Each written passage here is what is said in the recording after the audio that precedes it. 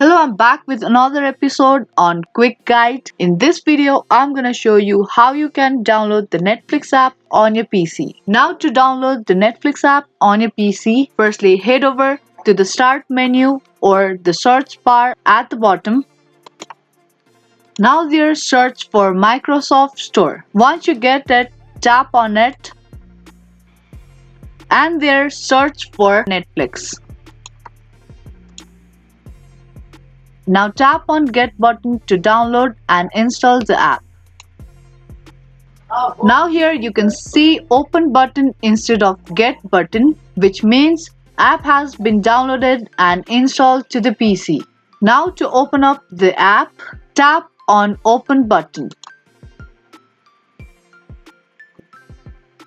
And here you can see our app has been opened and you can tap on Sign In button to get logged in to your Netflix account and enjoy the Netflix on your PC. Now that was the quick and easy video on how to get Netflix app on your PC. If this video helped you out, then don't forget to give this video a like and share, and also subscribe to our channel. I will be back with more videos like this. Thank you for watching.